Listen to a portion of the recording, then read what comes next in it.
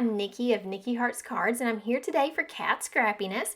I'm going to be making a card. We're going to do a 5x7 Get Well Soon card. This is a little out of the box card because I want to use some super bright colors and really make it very cheerful. We're going to use this fall foliage frame, which is a 5x7 size. You could obviously use this on things that were smaller if you wanted to. You could cut those little leaves out, but I'm also going to use this stitched rectangle from Kat Scrappiness that is another 5x7 die. So I know I'm using two, but that fall foliage frame has a little space around the edge, and I decided it'd be kind of cool to add that stitching. So we'll get started with these. First thing that I'm going to do is to cut out that stitched with the stitch die a piece of 5x7 paper, and we're going to use Bristol Smooth because we're going to do some ink blending. I'm going to show you the colors. Of course, these will be listed in the description, but we're going to use Festive Berries, Spiced Marmalade, Mustard Seed, Mowed Lawn, Prize Ribbon, and Wilted Violet. So you can see we're going to be making a fun rainbow card. So we'll get right into that. We're going to make this rainbow not just straight across the paper, but we're going to do it diagonal. So I've got this stitched 5x7 piece cut out, and what's nice is that that will actually cut out your rectangle for you, so you don't have to do any measuring. It's got the stitching and the outside cut. And then we're going to do diagonal lines of rainbow colors. So I'm using some blending brushes, and I'm going to go back and forth and blend these colors together. I love using Bristol Smooth for this. I feel like it does a great job of just getting your ink moving, and it really makes this a much more simple process.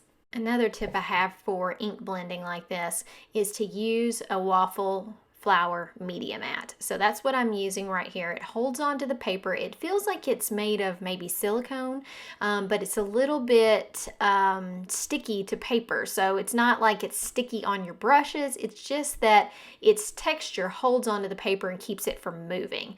So it is very nice. They sell those at Kat Scrappiness, and I feel like they're also great about conserving your ink. So you've got all this ink off to the side, and I've gone back and picked up that ink and been able to blend a decent amount. So I feel like you're not wasting that ink by putting it on a scrap piece of paper or something that you're just going to wipe off. You can pick it back up again, and you can actually make some really cool backgrounds just by using what you had left over right here. So just a really cool mat, good thing to use.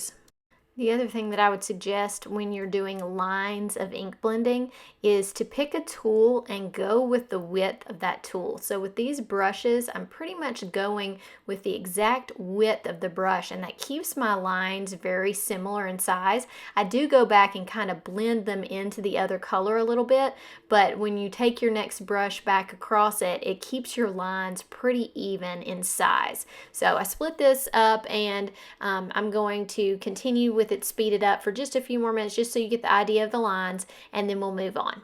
My third tip is to consider really saturating your brush, or even adding just a little bit of water and having that brush slightly wet will really smear these lines in.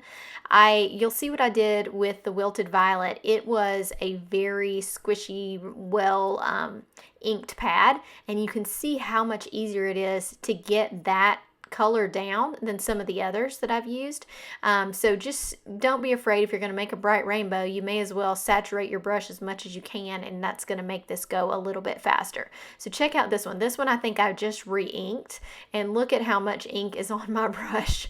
Wow. So that really makes it easy. Some people may not want that much ink, but for me, making stripes, that was awesome. So I really got lots more ink on my brushes and went back over them to make these stripes very vibrant. The last tip on this panel is to remember not to put fingerprints on it. So I'm just using regular Post-it note paper and holding on to an edge if I'm going back over, because even barely touching this, you're going to see some of the ink come off because it's still wet. So just remember that. You can use parts of your Misty, like there's some corners from the Misty that sometimes I'll use. This was just handy, and I grabbed it and it worked great. Here's how that panel turned out. I just love how exciting and bright and colorful this is. I think somebody's gonna love it as a get well card.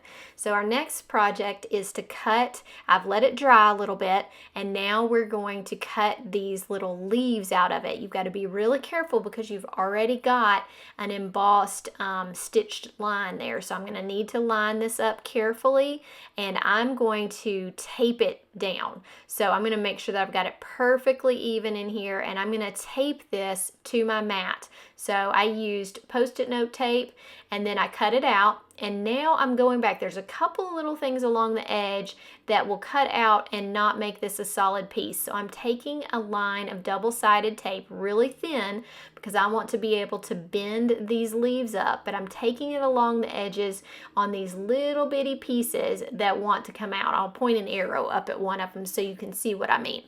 Once I have all those little pieces taped down, then I will turn this thing over and flip it out of the die. It's still technically in the die, and so I don't want to flip it out and lose any of the pieces. Here's what that looks like coming out of the die. It looks amazing, but I still want to add some shimmer. So I'm going to use this sheer shimmer spray. This is sold at Kat Scrappiness, and it creates this beautiful layer of iridescence on your card. So I love using this on top of distress oxides. I just feel like it makes them look so amazing. So I'm going to lift this up to the light and hope that you can see what this does, because if you don't have any of this, you need to get some. It's amazing. Can you see that? And the other thing is it's water-based, so it also reacts with those distress oxides. So the plan is to use this as the front and then use this beautiful holographic paper as the back. I'm going to use some foam tape to kind of raise this up, but I'm also going to bend back all of my leaves so that you can see that pretty paper underneath it. So if you remember from before, we have taped along the inside edge of this to keep any little pieces that aren't connected from coming off. But on this one, I got a little bit of tape on one that needs to kind of pop out. So I'm going to take my sharp tool and just go around the edges and make sure I've loosened that so that I can pop it out. And it only happened in a couple of different places, but these little sharp tools are really handy for that. So I'll make sure to link one that's in the Kat Scrappiness site. And remember that if you're watching this when it comes out, it is Black Friday weekend, and Kat Scrappiness is having a 20% off sale. So I'll make sure I put all the links below, and I will put up a graphic so you'll know the coupon code that you need. And this really helps me if you will click through those links if you're planning to shop today. So just wanted to put a quick public service announcement in there for that. Okay, so you can see how this is taking shape and that we're going to be able to see what's underneath our leaves. I am giving them just a little bit of curl with my tool and also with my fingers so that it just makes it pop up a little bit more. So I'm going to finish doing this and we'll get right to the next part. Here's what it looks with this behind it. Looks amazing. I decided that's a great look in itself, but I really want to pop this up just to add a little bit of extra depth. So I took some foam tape, went around the outside edges and did the middle because you don't want to get any tape on your leaves. And then I'm going to do that and pop this panel up, and it looks amazing. So now all we have to do is add the sentiment, and I'm using the Get Well Soon because, like I said at the beginning of this video, I really wanted to make a very cheery Get Well card. I feel like you need to be cheered up, and this rainbow is so cute. So I've already glued together 2 pieces of white cardstock, and now I'm going to add that same holographic paper to the front of this, and it just brings the whole card together and looks amazing. So here's that sentiment all together so it stands up off the paper. I'm going to show you the final cards, but I wanted to remind you again, there's a 20% off sale for Black Friday. Hope you enjoyed this video. I am so excited that you joined us. My name again is Nicki, and I'm part of Nicki Hearts Cards here for Kat Scrappiness. So make sure you check the links in the description below if you're going to be shopping today. I appreciate it so much.